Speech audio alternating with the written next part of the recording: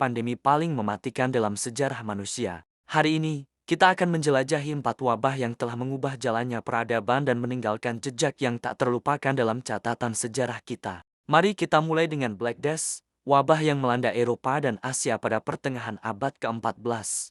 Dari tahun 1346 hingga 1353, penyakit yang disebabkan oleh bakteri Yersinia pestis ini menewaskan sekitar sepertiga populasi Eropa. Bayangkan kengerian yang dirasakan masyarakat saat itu, ketika orang-orang di sekitar mereka jatuh sakit dan meninggal dalam hitungan hari. Kota-kota menjadi sepi, ladang-ladang terbengkalai, dan struktur sosial runtuh.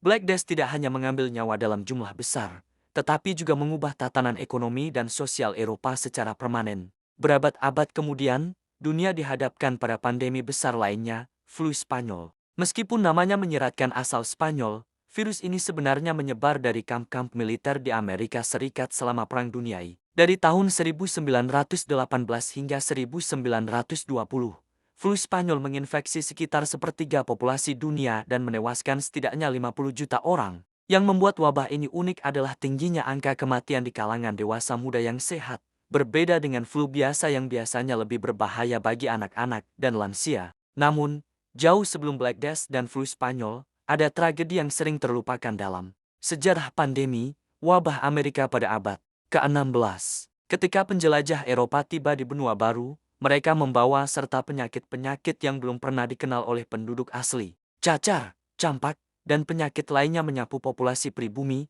menewaskan hingga 90% penduduk di beberapa daerah. Ini bukan hanya bencana demografis, tetapi juga mengubah peta politik dan budaya benua Amerika secara drastis. Terakhir, kita sampai pada pandemi yang masih segar dalam ingatan kita, COVID-19.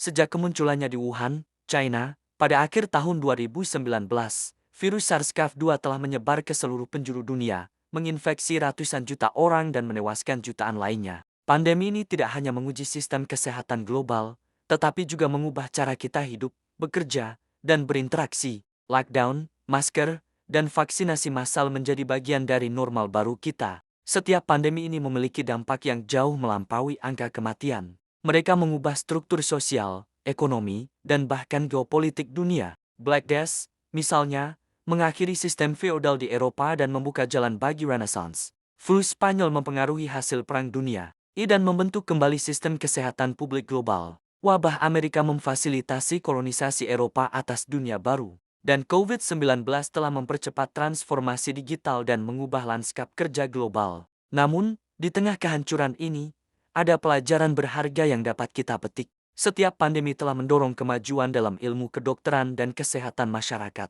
Kita telah belajar pentingnya kebersihan, karantina, dan vaksinasi. Pandemi juga menunjukkan betapa terkoneksinya dunia kita, dan bagaimana kesehatan global adalah tanggung jawab bersama. Saat kita menatap masa depan, penting untuk mengingat sejarah ini. Pandemi bukanlah hal baru, dan kemungkinan besar bukan yang terakhir.